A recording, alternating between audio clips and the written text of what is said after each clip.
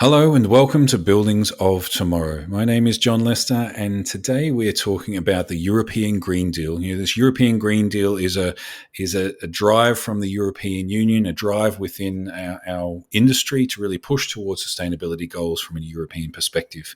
And I'm really lucky today to be joined by Leo Bivetti. He is the program manager for the European Green Deal at Siemens Smart Infrastructure. Leo, thanks for joining us.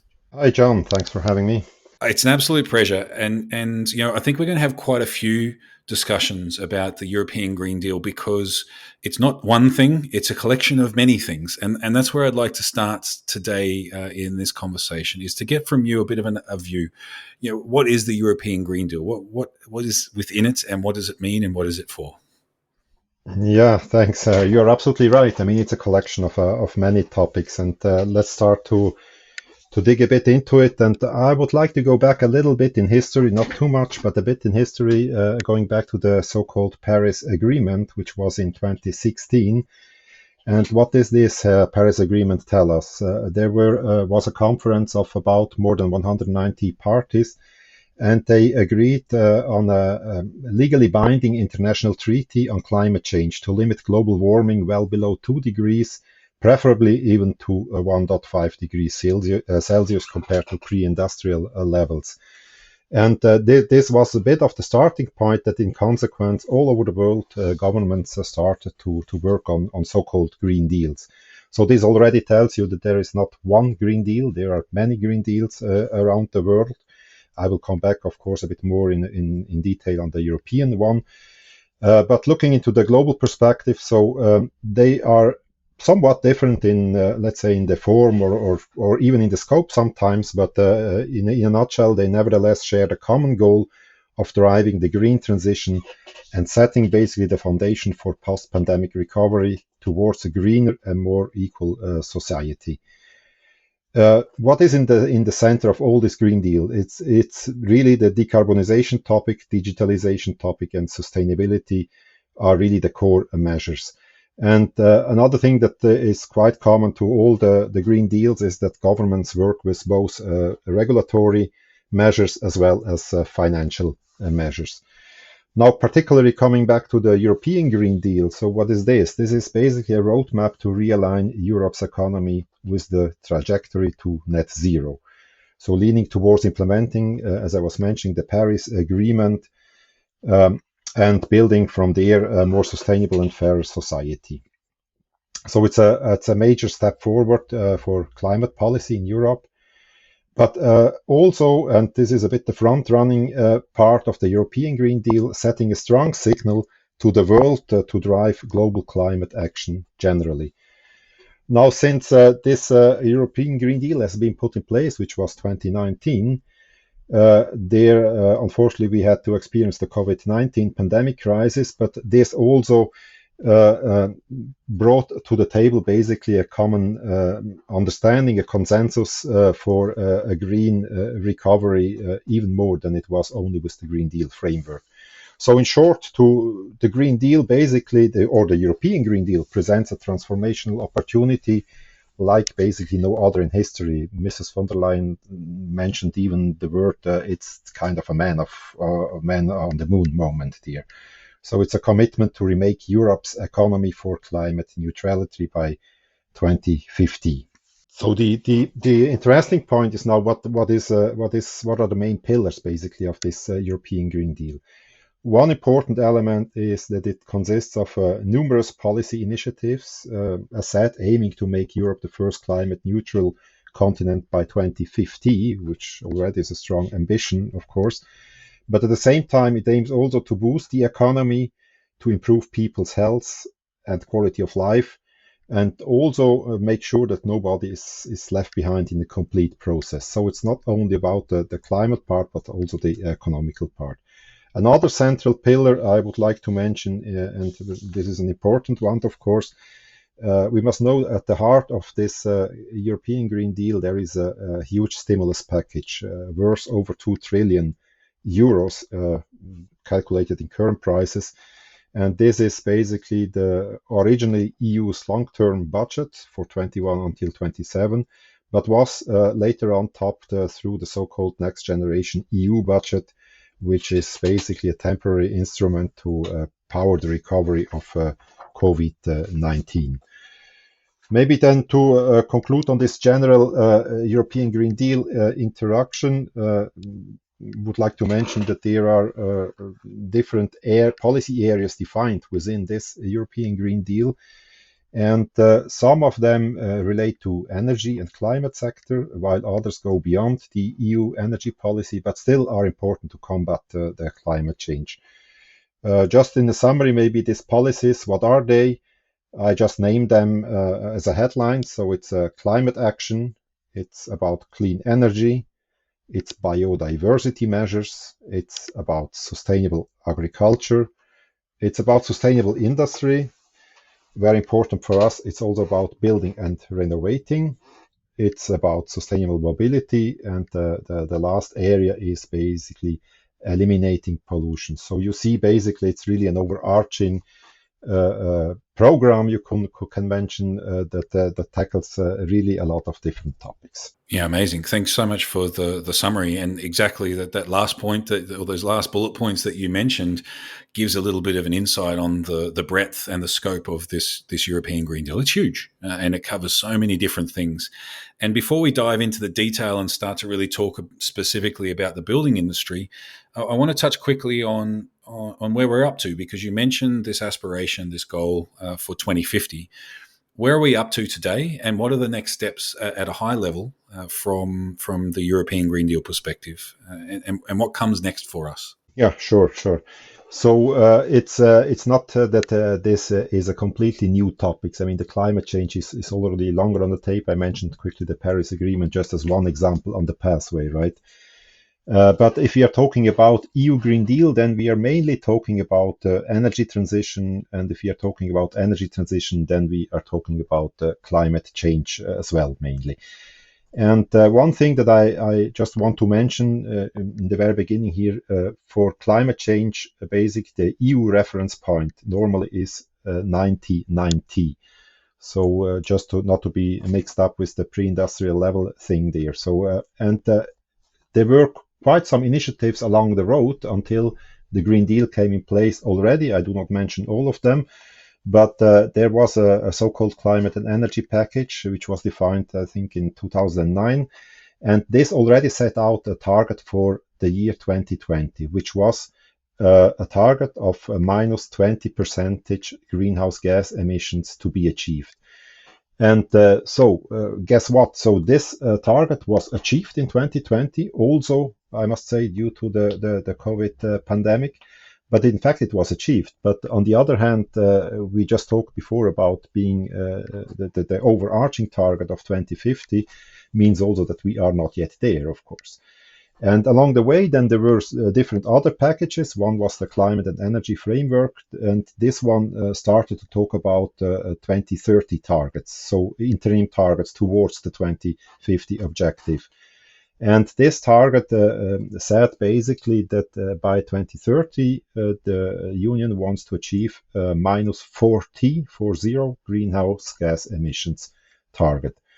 And if you look at the current projections, then they really indicate that we are not yet fully on the track towards these targets, even though we made progress, yes, until 2020, but we have to do more. And even more so. So what came up just last summer in 2021 was even a more ambitious target, and this was then embedded in the so-called Fit for 55 package.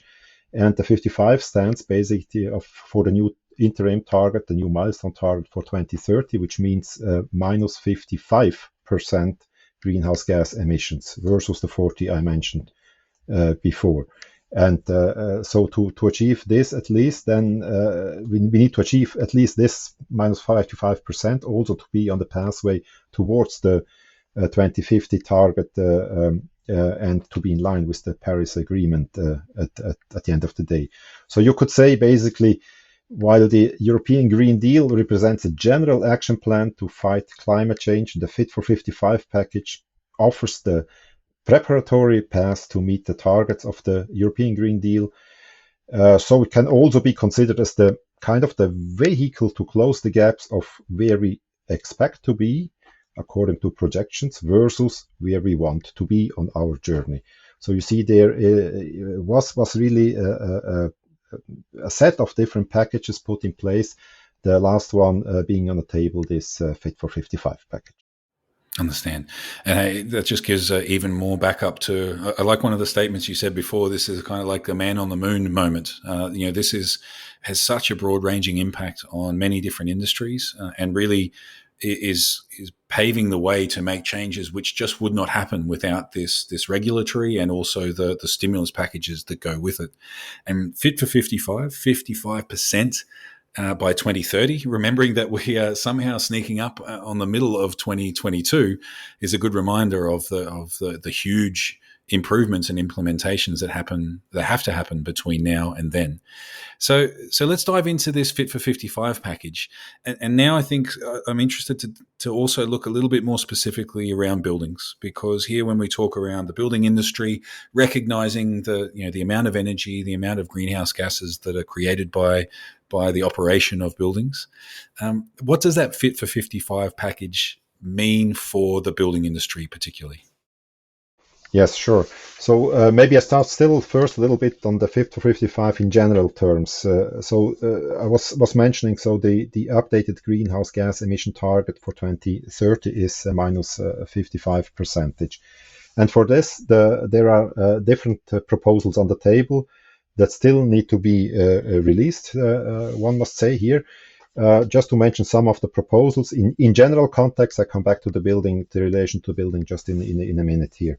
Mm-hmm. So one thing that is on the table is a new emission trading system specifically for buildings and road transport, something that was not in place so far. Another mechanism that is on the table is an introduction of a so-called carbon border adjustment mechanism. This basically is a mechanism really to avoid carbon leakage, so from one continent, imports from one continent to another, so that people do not start greenwashing actions. Then we have also, for instance, things on the table like 55% reduction of emissions from cars by 2030, or 100% emission reduction for new cars by 2035. So you see again different areas. But now we're coming a bit more closer to the building side already. There is an increase of renewable energy target, which was originally or so far 32%. Now the new target on the table is 40% share. And additional measures also to simplify certain permitting processes, which is one of the hurdles nowadays to really, it takes simply a long time to implement things there. Also on the table, new energy efficiency targets, and they are currently still on the table there. 36% for final and 39% for primary energy consumption. And also an obligation for the public sector to annually renovate at least 3% of its buildings. And other things like new energy taxation also is on the table there. Now, coming back to the building industry, so we need probably just to recall. You said it, or you touched it in your introduction already, John. Today, buildings are responsible for, probably many people know this already out of the different media that we have, for about 40% of EU's total energy consumption, and for about 36% of its greenhouse gas emissions from energy. So this already tells something, right? So buildings are the single largest energy consumer in Europe. And at present, about 35% of the EU buildings are over 50 years old, so they are already pretty old. And almost 75% of this building stock is energy inefficient. So this means already that the building sector has a crucial role in achieving the EU's energy and climate goals, of course. And better and more energy efficient buildings can also help to improve the quality of life of EU citizens. This is an additional benefit, of course, and bring additional other benefits to the economy and also the society. So what does this mean now for the building? So Europe will need to change the way it heats, it cools buildings. not only to avert the climate crisis, but also to reduce its dependence on fossil fuels, for instance. So at the moment, energy efficient, inefficient buildings, I must say, not efficient buildings, so energy inefficient buildings are not renovated fast enough. And Europe still meets the majority of its heating demand with fossil fuels. And to underline this, or to set the direction for all this, of course, an important part of the legislative package is really related to buildings. Just to make two examples, there is a total update of the Energy Efficiency Directive, or also an update of the so-called Energy Performance of Building Directives. And I guess all these figures and the knowledge that the buildings have a strong contribution or a big say there, this I guess really underlines the relevance also for the buildings and building sector generally. Yeah, I understand and completely agree. And you mentioned right there the Energy Performance of Buildings Directive. So this EPBD topic is something that I think as an industry, there's been a lot of conversation about. And I think it's a really important thing through this conversation for us all to recognize it's just one part of a far bigger Green Deal. And is also not the only part that we have to consider and take into account when we're talking about buildings, and we're talking about the energy efficiency and the efficient operation and reduction of that output via the building sector. So you mentioned here, we just had a great summary, and within your summary of the Fit for 55, which is focused at 2030, many different aspects. So maybe we can look at a couple of examples. Could you give us a few examples of some things that we need to be aware of as a building industry over the next years, leading up to 2030? What's a couple of examples of situations that will directly affect and set expectations for the building industry here in Europe? Yes, happy to do so. So we said buildings need to contribute to this overarching target of the minus 55. And then for individual sectors, there are also individual targets set out there. Now, in relation to the buildings, the objective is basically to reduce greenhouse gas emissions by 60%. So meaning there must be a stronger contribution than the average there from the buildings, for instance. The energy consumption must be reduced by 14%. So there are really indicative targets out there for the buildings. For instance, also for the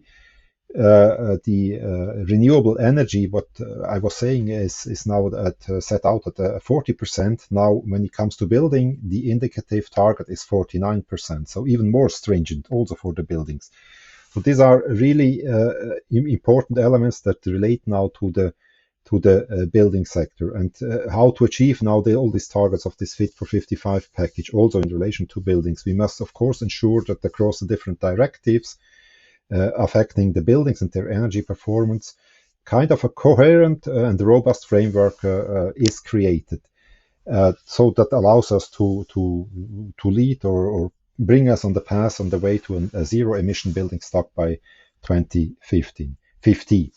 So the individual revisions of this legislative framework, such as the Energy Performance of Buildings Directive we quickly have touched, or the Renewable Energy Directive, they outline a roadmap with certain milestones that need to be fulfilled even prior to 2030.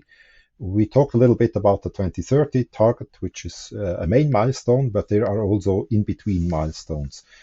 And given the requirements are not usually not implemented just overnight, there is of course an urgency already to act now. Let me give you just a few examples of elements that are in this legislative framework. There is a requirement, for instance, to achieve a minimum of energy performance standards, what is called MEPS, also with a timeline of 2027, for instance.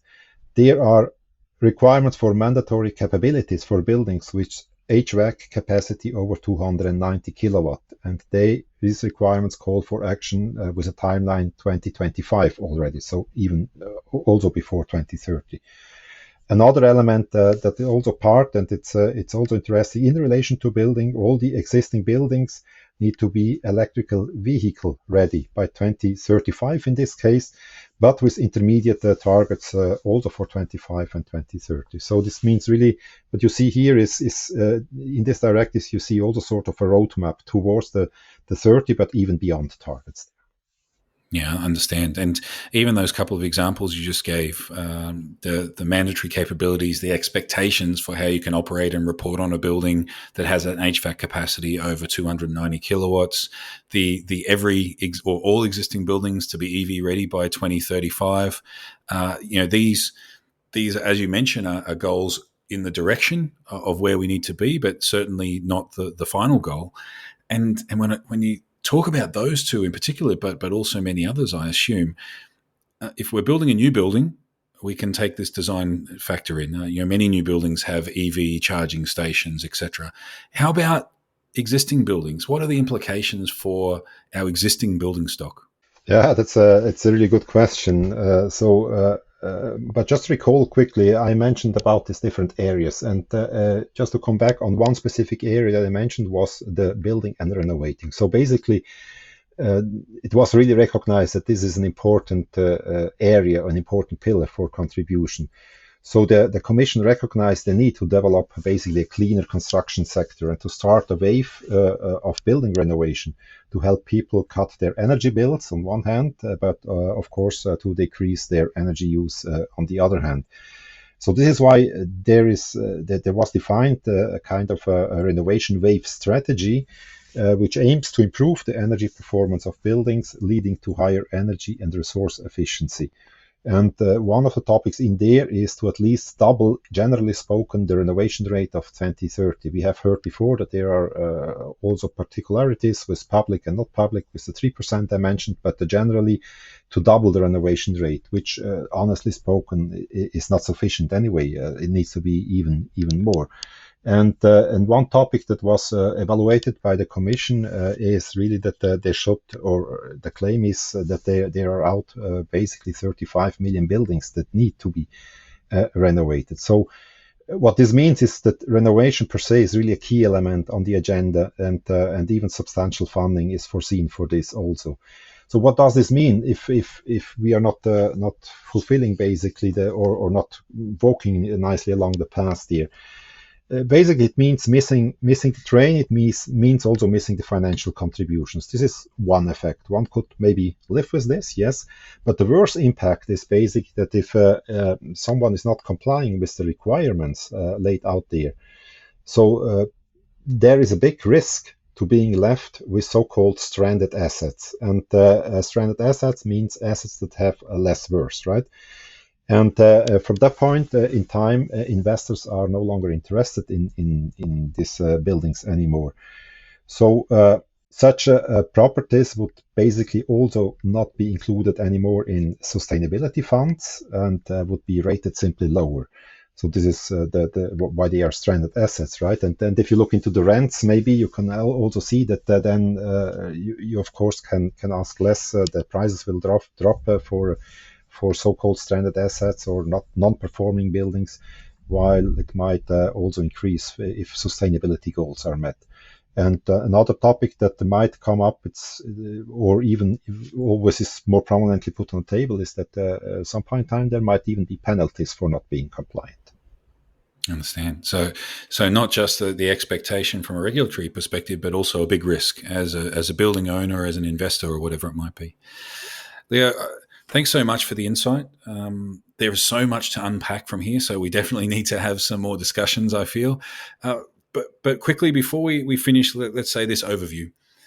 2030 is just around the corner. I think we discussed a little bit already today. We're already halfway through almost 2022. What are the biggest challenges? How are we going to get here as an industry to reach these Fit for 55 goals? What's getting in our way? Yeah, absolutely. You're right. I mean, it's around the corner, as you said. So it's really not far away. And we heard also ambitions are really very high. So the crucial point is really the time to act. Time to act is really of essence. So let me just maybe mention a couple of points now regarding the challenges that are there. There are many, of course, but one of the topics is, and I started from that corner with the Paris Agreement. As we know now, this is a global agreement. So it's important that climate action is taken commonly all over the globe. It doesn't help if just one party is compliant. So one party alone is not saving the planet. So this is certainly one thing that, on a global perspective, things must work hand in hand. Then there are other challenges that also are not always plannable or foreseeable, like topics on the geopolitical or macroeconomic developments that need also to be considered. And this means that also the actions inside such green deals could be or are even quite dynamic and need to be adapted to still achieve the targets and smoothly balance between the main, let's come back to the energy policy pillars. So the main pillars, which are sustainability, security of supply, and competitiveness. I mean, we just unfortunately something has been triggered right now, and it was last week, so meaning middle of May. There was set out the so-called Repower EU plan, and this was mainly triggered by the ongoing war in the Ukraine. So what does this Repower EU plan tell? This is a plan to repower Europe and to reduce and ultimately end Europe reliance on Russian fuels. And this is something that was not originally like this in the plan, right? And this means also that in this frame, with these new conditions, even the Fit for 55 package framework could be revised. Which poses per se another challenge, because the Fit for 55 package, this is still in partly in negotiations and needs to be agreed upon by the European Parliament and the Council. And when I was mentioning the Repower EU plan before as an example, part of this plan is even to go for even higher ambitions in terms of renewable energy, caused by this war that unfortunately we face nowadays. So I was always talking about this 40% renewable, right? Right now there is even a proposal on the 45% on the table, and this is just part of the other challenge I was saying. I mean, these directives, they must still be agreed commonly with the common targets in a quite dynamic world as well. In addition to this, once this is agreed, then they must be transposed in national legislation, national laws, which also takes time. So time is another challenge that is around. Maybe another point, not only a challenge, but also to mention also some parts of opportunities. There is also a huge amount of so-called new green jobs that we will face in the near future. And maybe the challenging part is to build up, in addition, required new skill set. But the good side of the thing is also that there is some dynamics in new opportunities as well. So in short, there is a lot to be done. Considerable effort from both lawmakers and the industry, I would say, is required. But in this context, the EU Green Deal is kind of perfectly placed to bring about the necessary shifts in Europe and beyond as well. Understand. Hey, Leo, thanks again for your insight. I have one last question for you, and that is to somehow summarize. We've covered a huge amount of let's call it distance today. We've covered a lot of space, many different topics, and we certainly will talk more to deep dive a little bit. But if you had to summarize for our industry, from a building industry perspective, if you had to give a call to action to key stakeholders, so here investors, owners, operators, planners, consultants, system integrators, and all the different stakeholders, installers that we have across our industry, what would your call to action be to them? Yeah, I mean, the sustainable building practices are growing. We understand this now out of this discussion, but what we also understood, definitely not fast enough. So my call to action basically is investing in renovation, modernization, and efficiency upgrades, especially for existing buildings and infrastructures. This is needed, and even more so, or the good news is it pays off for the building owner by way of return on investment. So this is the nice thing on this part here. So it's not only investment, but you really have also the return on investment. just really once more, it's time to act, and it's really time to act in renovation. And this is an attractive investment also for the building owner, and this is really the what would be part of my call to action here. It's a great call to action. Thanks, Leo. And hey, I think not only does it pay back and it makes sense from a building owner's perspective, but like you discussed before, at some point this will also be somehow mandatory and an expectation. So the faster that we can act, the faster that those conversations can start, the better. And in previous discussions I've had, sustainability is such an important topic, decarbonisation such an important topic for us as an industry. And in previous discussions, I always pick up the importance of that partnership. It's such a complex scope that we talk about when we talk about decarbonisation, sustainability, and energy efficiency. Finding that right partner is always a huge step in the right direction. So, an important call to action. Thanks, Leo. Hey, and thank you so much. Absolute pleasure. I look forward to more conversations. But firstly, thanks so much for your time and your expertise. It's very much appreciated, and thank you for joining us. You're welcome. Thanks a lot to you, John. It's a pleasure. And a big thank you also to those out there who are listening to us. Please remember to like, share, or comment this episode. Please remember also to subscribe, whether it's your favorite podcast platform or wherever you found this episode. Subscribe. We have new episodes coming regularly, and definitely some more conversations together with Leo about the European Green Deal and the specific legislations and regulations that are coming around the building industry as part of that scope. So until then, look out for those new episodes, and we'll see you again soon.